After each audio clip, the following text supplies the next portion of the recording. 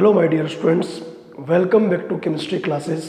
Class 11th chemistry plus NEET plus JEE के segment में मैं श्रवण कुमार आप सभी बच्चों का एक बार फिर से वेलकम करता हूं। बच्चों आज हमारा 11th क्लास ऑर्गेनिक केमिस्ट्री में हाइड्रोकार्बन का लेक्चर नंबर 7 है। लास्ट लेक्चर में हम लोगों ने methods of preparation of alkenes की बात की थी, मतलब आज हमें वो शुरू करना है। हमने एल्कीन्स शुरू कर दिया था और आपको एल्कीन्स के जितने भी जनरल पॉइंट्स हैं with structure and IUPAC naming वो आपके सामने डिस्कस किया था और प्रिपरेशन की बात की थी। तो चलिए बच्चों हम लोग करते हैं start methods of preparation of alkenes. देखिए एल्कीन्स हम लोग कैसे बनाते हैं। हमारे एनसीईआरटी की जो बुक है उसमें एल्कीन बनाने के लगभग 3 मेथड दिए हुए हैं और हमें 1 बाय 1 उन तीनों मेथड को आपके सामने डिस्कस करना है। तो सबसे पहले हेडिंग डाल लीजिएगा methods of preparation of alkenes. Alkene बनाने के मेथड, ठीक है, इंपॉर्टेंट है क्योंकि इसी बार 2020 नीट के एग्जाम में जो पेपर हुआ था नीट का, उसमें एक क्वेश्चन इस टॉपिक से भी आया हुआ है। ठीक है स्टूडेंट, तो सबसे पहला मेथड मैं आपके सामने डिस्कस करना चाहता हूं बच्चों, नंबर 1 एल्कीन बनाने के मेथड में, और नंबर 1 है बाय एल्काइंस। एल्काइन से एल्कीन कैसे बनती है अगर आप डिस्कशन करना चाहें तो देखिए एल्काइंस के अंदर होता है ट्रिपल बॉन्ड और एल्कीन्स के अंदर होता है डबल बॉन्ड। मतलब डबल बॉन्ड में कन्वर्ट करना है हमें, मतलब ट्रिपल बॉन्ड को हमें डबल बॉन्ड में कन्वर्ट कर लेना है। कैसे करना है?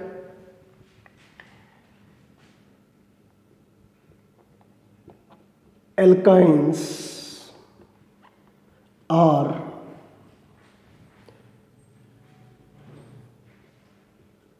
convert into alkene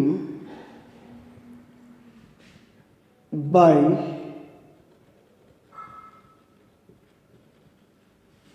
hydrogenation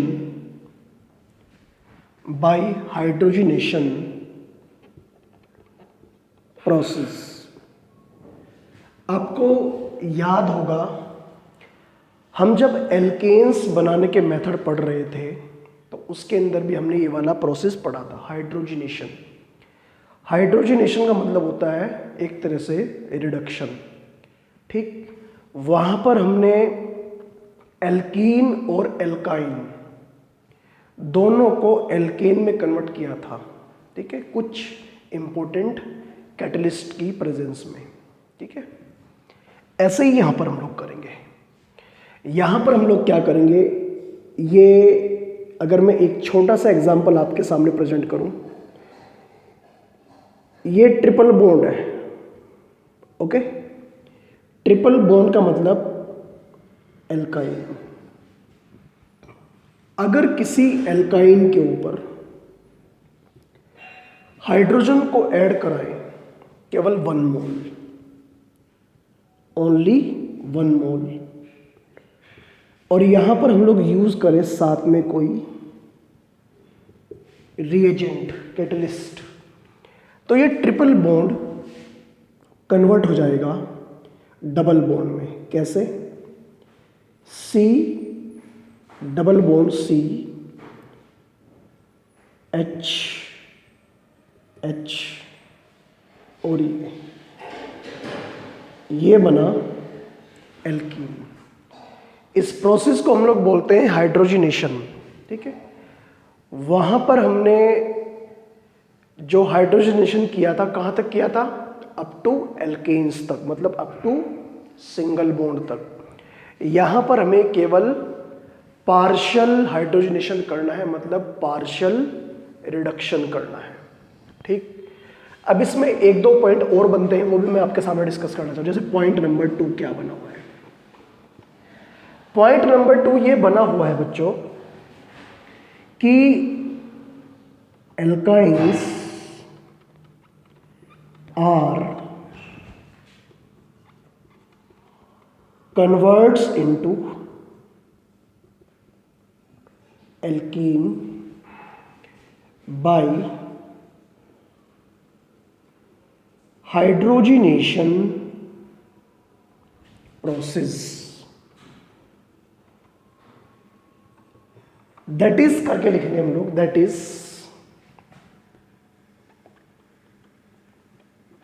partial reduction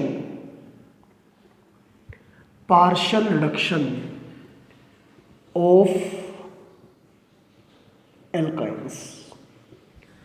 हमें जो रिडक्शन करना होगा वो पार्शियल करना पड़ेगा, कंप्लीट नहीं करना पड़ेगा, केवल one step reduction, partial reduction करना पड़ेगा। ठीक है, तो ये तो हुआ एक प्रोटोकॉल जो मैंने आपको समझाया कि ऐसा होता है यहां पर। अब यहां पर दो केस बनते हैं। ये जो मैं यहां पर कैटलिस्ट की बात कर रहा हूं, ये कैटलिस्ट यहां पर दो टाइप के होते हैं। तो पहला पॉइंट ये है, दो पॉइंट लिखवा रहा हूं, इसमें पहला पॉइंट ये है, if reduction is occur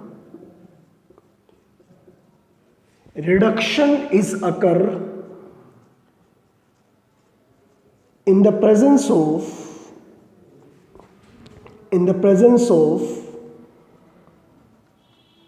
pelletized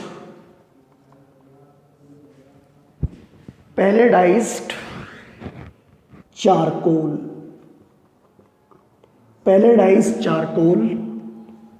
with some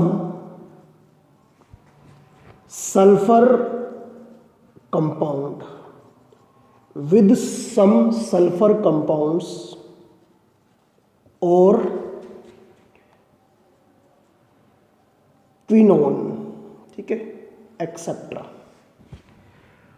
अगर आप रिडक्शन इसकी प्रेजेंस में करेंगे, पैलेडियम पीडी एक मेटल होता है, पैलेडियम मेटल एक्टिवेटेड चारकोल उसकी सरफेस पर लेयर बनाएंगे, किसी सल्फर कंटेनिंग कंपाउंड की प्रेजेंस होगी या उसकी जगह पर क्विनोन एक केमिकल होता है उसकी प्रेजेंस होगी। ठीक है, ध्यान रखना इस बात को।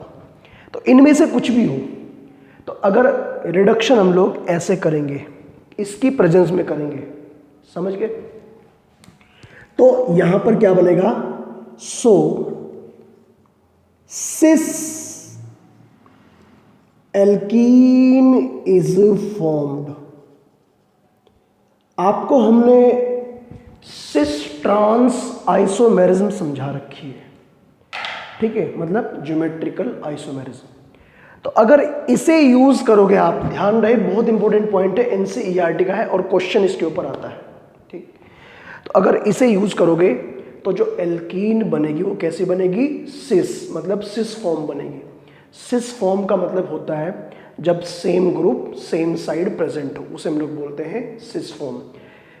ज्योमेट्रिकल आइसोमेरिज्म दो केस बनते हैं, एक सिस फॉर्म और एक ट्रांसफॉर्म। मैं यहां पर किसकी बात कर रहा हूं? मैं यहां पर बात कर रहा हूं ट्रांसफॉर्म की, सॉरी सिस फॉर्म की। मैं यहां पर सिस फॉर्म की बात कर रहा हूं। ठीक, अच्छा एक बात और, ये जो यहां पर कैटलिस्ट यहां पर यूज किया जा रहा है, इस कैटलिस्ट का एक नाम है और उसे हम लोग बोलते हैं लिंडलर कैटलिस्ट। ठीक है, तो लिख सकते हैं दिस कैटलिस्ट, कौन सा लिख भी रहा हूं ब्रैकेट में, पीडीसी। ठीक है, कार्बन का मतलब चारकोल है यहां पर। ठीक है, पीडीसी और इसके साथ में यूज किया जा रहा है हाइड्रोजन, ठीक है, इंपॉर्टेंट है। इज कॉल्ड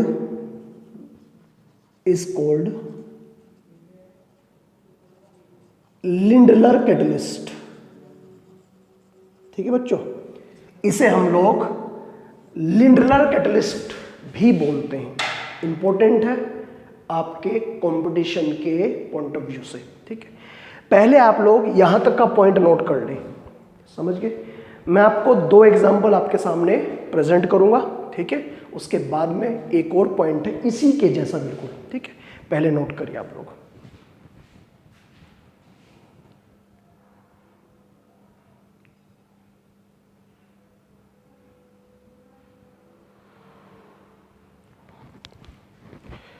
ओके स्टूडेंट, आप लोगों ने नोट कर लिया होगा ये। और अब मैं पहले एग्जाम्पल, ये जो मैंने पॉइंट आपके सामने लिखवाया, पहले इसके एग्जाम्पल और उसके बाद में एक और पॉइंट, क्योंकि ये दोनों पॉइंट में डिफरेंस को समझना बहुत ज़्यादा इंपॉर्टेंट है और ये दोनों पॉइंट कंपटीशन के लिहाज से बहुत ज़्यादा इंपॉर्टेंट है। तो पहले मैं एल्काइन से एल्कीन कैसे बनती है उसकी 2 रिएक्शन आपके सामने में प्रेजेंट कर रहा हूँ। एक एग्जाम्पल हमने जनरल सा आपके सामने ऑलरेडी प्रेजेंट कर दिया है। जैसे एग्जाम्पल देखिए, R C triple bond C और ये आर, ये कोई भी एल्काइन है, हमें नहीं पता इसका नाम क्या है, क्योंकि जब तक आर के बारे में नहीं पता होगा तब तक हम लोग बता ही नहीं सकते कि एल्काइन कौन सी है। हमने यहां पर यूज किया ये catalyst, palladium on activated charcoal with hydrogen. इसे हमने क्या कहा, इसे हमने कहा लिंडलर कैटलिस्ट। नाम आपको ध्यान होना चाहिए, लिंडलर कैटलिस्ट। तो एक एल्कीन बनेगी और ऐसी एल्कीन बनेगी जिसमें same group same side present हो, जैसे ये दोनों H ऐसे लग जाएंगे। इसे हम लोग बोलते हैं सिस फॉर्म। क्या बोलते हैं? सिस फॉर्म, ठीक है। कोई और एग्जाम्पल भी आप ले सकते हैं इसके अलावा, जैसे स्टूडेंट आपने लिया CH3 C triple bond C और ये CH3, इसका नाम है 2 ब्यूटाइन। कार्बन नंबर 2 पर आइन का मतलब डबल बॉन्ड है।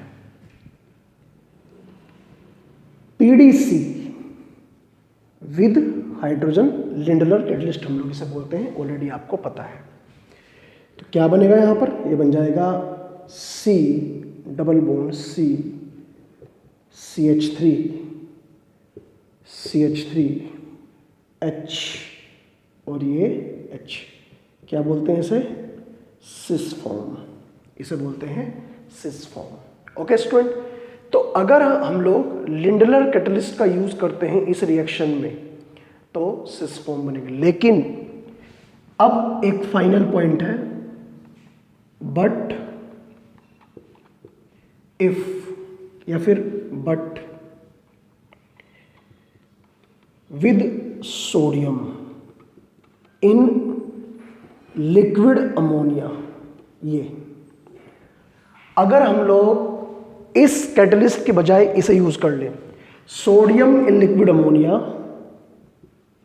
Trans alkene is obtained. तो कौन सी एल्कीन बनेगी बच्चों?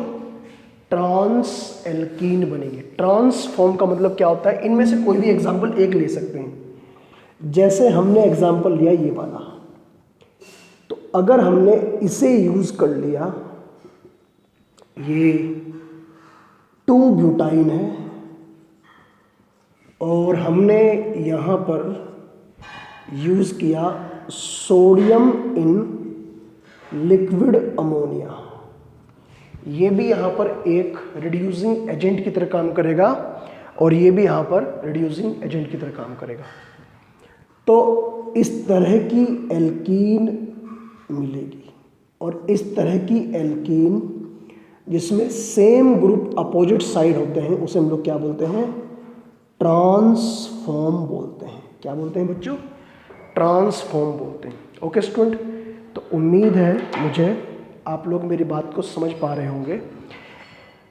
एल्काइन से एल्कीन बनाने का, ठीक है, जो मेथड है ये फर्स्ट मेथड है एनसीईआरटी का, ठीक है। ये हमने आपके सामने डिस्कस किया। हर पॉइंट को थोड़ा अच्छे से फोकस करके आप लोग पढ़ें, सुने और नोट करें, ठीक है। अब मैं किसी दूसरे मेथड की तरफ आता हूँ, देखते हैं उसे आप लोग कैसे समझते हैं और कैसे उसे नोट करते हैं। पहले आप लोग वीडियो स्टॉप करके इस पोर्शन को नोट कर लीजिएगा।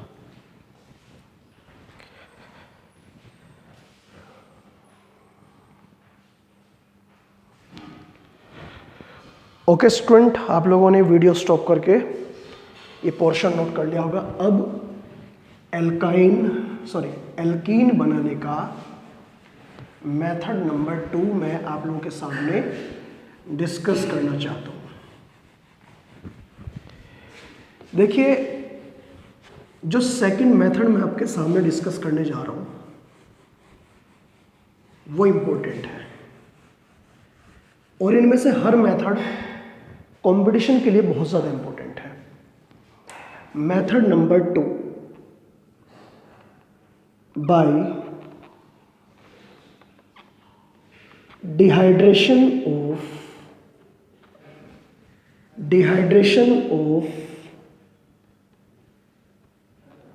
एल्कोहल्स, एल्कोहल के डिहाइड्रेशन से एल्कीन बन सकती है। ये बात आपको हमेशा ध्यान होनी चाहिए। पहली बात तो ये, what is the meaning of dehydration. जैसे कि आप लोग 11th क्लास के स्टूडेंट हो और साथ में नीट और जेई का सेगमेंट भी आप लोग लेके चल रहे हो। डिहाइड्रेशन का मतलब हम लोग आम भाषा में बात करते हैं, कॉमन लैंग्वेज में यूज करते हैं डिहाइड्रेशन वर्ड। तो dehydration means loss of water. कहीं से भी, किसी भी बॉडी से अगर पानी लॉस हो रहा है, वाटर लॉस हो रहा है, तो उस कंडीशन को, उस फिनोमेना को हम लोग क्या बोलते हैं? डिहाइड्रेशन बोलते हैं। तो कह सकते हैं कि loss of water from alcohol, बल्कि ये कहिए फ्रॉम एनी मॉलिक्यूल, क्योंकि यहां पर मॉलिक्यूल की बात हो रही, एनी मॉलिक्यूल। और यहां पर कौन सा मॉलिक्यूल यूज किया जा रहा है? एल्कोहल। तो alcohol, any molecule is known as dehydration. क्या बोलते हैं इसे? इसे हम लोग बोलते हैं डिहाइड्रेशन, पानी को लॉस करना। डिहाइड्रेशन करने के लिए हमें किसी डिहाइड्रेटिंग एजेंट की नीड होती है, ठीक है। देखो, in dehydration we need a dehydrating agent. और डिहाइड्रेटिंग एजेंट बहुत सारे होते हैं, ठीक है। हम लोग कौन सा यूज करते हैं कॉमनली? लाइक कंसंट्रेटेड H2SO4, हम लोग इसे यूज करते हैं। और Al2O3, एल्यूमिनियम ऑक्साइड भी यूज करते हैं। और P4O10 एक्सेट्रा। हम लोग जनरली जो यूज करते हैं वो यूज करते हैं concentrated sulphuric acid. Sulphuric acid is a best dehydrating agent in chemistry, ठीक है। तो जनरली हम लोग उसे यूज करते हैं। ओके स्टूडेंट, जरा हम लोग यहां पर एक एग्जाम्पल डिस्कस कर लेते हैं और उसके बाद मैं अपनी बात को थोड़ा सा और आगे बढ़ाऊंगा। जैसे मान लिया CH3 CH2 और ये OH, ये अल्कोहल है। अल्कोहल को हमें हीट करना है, गर्म करना है। कंसंट्रेटेड सल्फ्यूरिक एसिड की प्रेजेंस में और 443 केल्विन टेम्परेचर पर, इतने टेम्परेचर पर हमें अल्कोहल को हीट करना है। जिस कार्बन पर OH लगा है उस कार्बन से OH बाहर निकलेगा और उसके नेबरिंग कार्बन से H बाहर निकलेगा। एक्चुअली जिस कार्बन पर OH होता है उसे हम लोग बोलते हैं, मतलब फंक्शनल ग्रुप वाले कार्बन को बोलते हैं अल्फा कार्बन, और उसके नेबरिंग कार्बन को हम लोग बोलते हैं बीटा कार्बन। ठीक है, बीटा कार्बन बोलते हैं हम लोग। तो अल्फा कार्बन से OH बाहर निकलता है और बीटा कार्बन से H बाहर निकलता है। वैसे डिहाइड्रेशन का पूरा एक मैकेनिज्म है कि रिएक्शन कैसे प्रोसीड होती है, लेकिन अभी केवल आप लोग इतना समझिए कि जिस कार्बन पर OH लगा है वहाँ से OH बाहर निकलेगा और उसके नेबरिंग कार्बन से, उसके बराबर वाले कार्बन से, उसके बगल वाले कार्बन से H बाहर निकल जाएगा। और जब ऐसा हो जाएगा दोनों कार्बन मतलब अल्फा बीटा कार्बन के बीच में डबल बॉन्ड बन जाएगा और वाटर मॉलिक्यूल यहाँ से हो जाएगा लॉस। इस प्रोसेस को हम लोग बोलते हैं डिहाइड्रेशन। ठीक है, और भी आप एग्जाम्पल ले सकते हैं, जैसे for example CH3 CH2 CH2 OH, ऐसे ही OH और यहाँ से H, ये अल्फा कार्बन और ये बीटा कार्बन। कब? जब हमने इसे हीट किया कंसंट्रेटेड सल्फ्यूरिक एसिड की प्रेजेंस में 443 केल्विन टेम्परेचर पर, तो उन दोनों कार्बन के बीच में बन जाएगा डबल बॉन्ड और प्लस यहाँ से वाटर हो जाएगा लॉस। तो ये तो मैंने आपको समझाया कि अल्कोहल से कैसे बनती है एल्कीन, मतलब डिहाइड्रेशन क्या होता है और डिहाइड्रेशन करने के लिए हम लोग कौन से मॉलिक्यूल यूज़ करते हैं, उन्हें हम लोग बोलते क्या है। वो पूरा प्रोसेस मैंने आपके सामने लिखवा दिया है। ठीक है, अब यहाँ पर कुछ खास और इम्पोर्टेंट पॉइंट है जो आपको या तो आपके जो होम एग्ज़ाम्स होंगे उनके अंदर या फिर आपको नीट और जेईई के जो एग्ज़ाम्स होते हैं वहाँ पर उनके ऊपर 1 बाय 1 करके क्वेश्चंस आते हैं। ठीक है, तो एक बार पहले आप लोग वीडियो स्टॉप करके इसे नोट कर लीजिएगा और उसके बाद में वो 3 या 4 नोट पॉइंट हैं जो मैं आपके सामने डिस्कस करना चाहूँगा बच्चों, यहाँ पर उन्हें आप लोग अच्छे से समझ कर नोट करेंगे। तो पहले आप लोग इस पोर्शन को नोट करिए वीडियो को स्टॉप करके।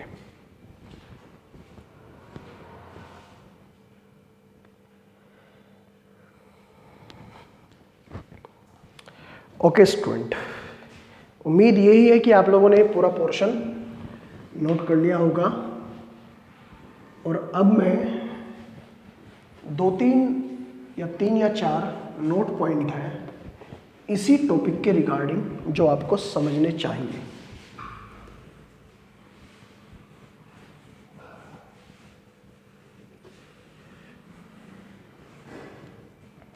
देखिए क्या नोट पॉइंट है।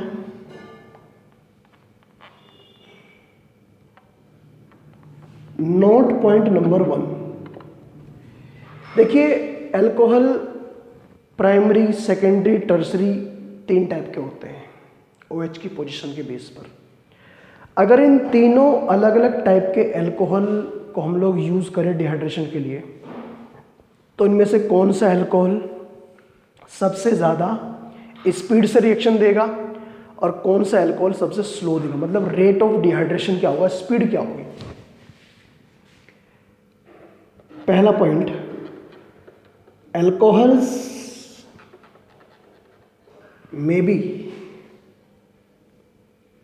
Primary, secondary and tertiary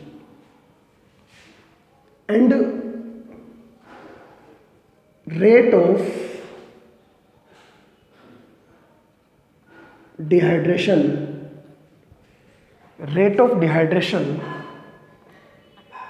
in these types of alcohol, these type of alcohol is in the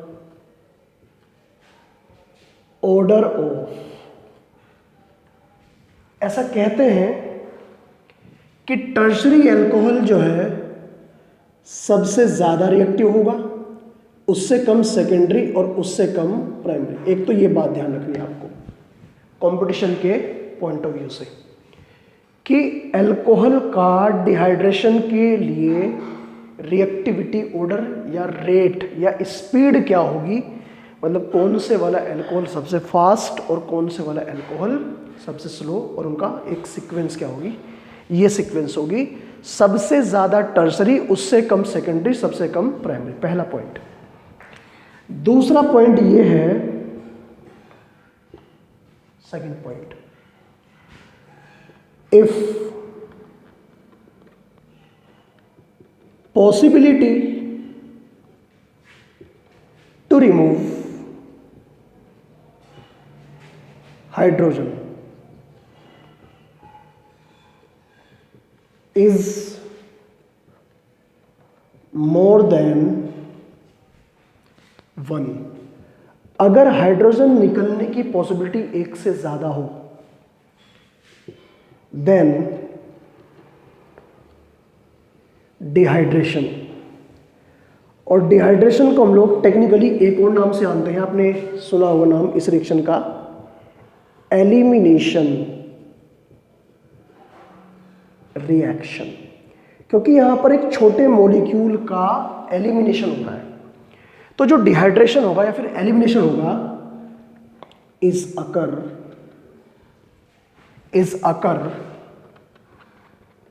according to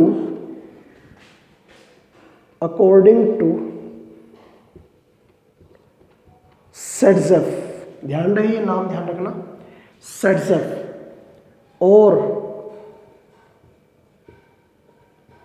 ज़र्त्सोव, दोनों का मतलब एक ही है, सेट्जेफ और ज़र्त्सोव रूल। तो डिहाइड्रेशन इसके अकॉर्डिंग होगा, ठीक। अब इसका क्या है, इसका मीनिंग क्या है, देखिए इन्होंने ये कहा कि अगर हमारे पास अल्कोहल कुछ इस तरह का हो, इस तरह का, अब इसमें क्या फर्क है भाई, मैंने कहा जिस कार्बन पर OH लगा है, OH तो वहीं से निकलेगा, H यहां पर 2 कार्बन से निकल सकता है, यहां से भी और यहां से, मतलब जो 2 चांस है, चांस नंबर 1 और चांस नंबर 2, H के निकलने की पॉसिबिलिटी एक से ज्यादा है। क्यों? क्योंकि बीटा कार्बन एक तो यहां पर ये है और एक यहां पर ये भी बीटा कार्बन है। बीटा कार्बन किसे बोलते हैं, मगर जिस कार्बन पर फंक्शनल ग्रुप होता है उस कार्बन का जो नेबरिंग कार्बन होता है उसे हम लोग क्या बोलते हैं, बीटा कार्बन बोलते हैं। तो हाइड्रोजन 2 साइड से निकल सकता है, तो अगर ऐसा होगा तो इसका मतलब प्रोडक्ट बनने के चांस यहां पर 2 हैं। पहले वाले केस में अगर रिएक्शन पहले के अकॉर्डिंग हो तो डबल बॉन्ड बन जाएगा यहां पर बीच में, यहां पर, और दूसरे वाले केस में अगर यहां से निकलता है H तो डबल बॉन्ड बन जाएगा यहां पर, मतलब 2 प्रोडक्ट यहां पर बनने के चांस है और प्लस यहां पर H2O तो निकलेगा। तो ऐसा कहते हैं सेट्जेफ रूल के अकॉर्डिंग कि वो एल्कीन इसमें मेजर बनेगी, ज्यादा बनेगी, जिसमें डबल बॉन्ड बीच में बनता है, और वो एल्कीन जिसमें डबल बॉन्ड किनारे पर बनता है वो होगी माइनर, मतलब ये मेजर ऊपर वाली और ये होगी माइनर, ठीक है। ऐसा इन्होंने कहा था, मेजर माइनर, यहां पर 2 टाइप की एल्कीन बनेगी, major product and minor product, अगर हाइड्रोजन निकलने की पॉसिबिलिटी एक से ज्यादा हो तो। यह सेट्जेफ रूल, पहला पॉइंट।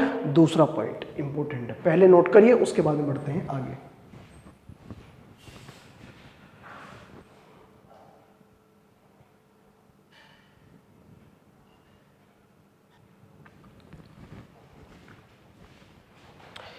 तो बच्चों, आज के इस लेक्चर को तो हम लोग कंप्लीट करते हैं यहीं पर, बिकॉज लेक्चर कंप्लीट हो चुका है हमारा।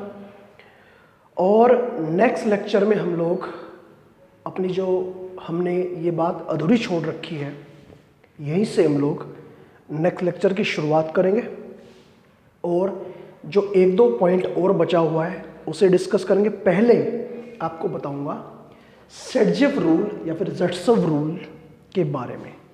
तो आज के लिए हम लोग इतना रखते हैं और मिलते हैं नेक्स्ट लेक्चर में। Thank you, all the best.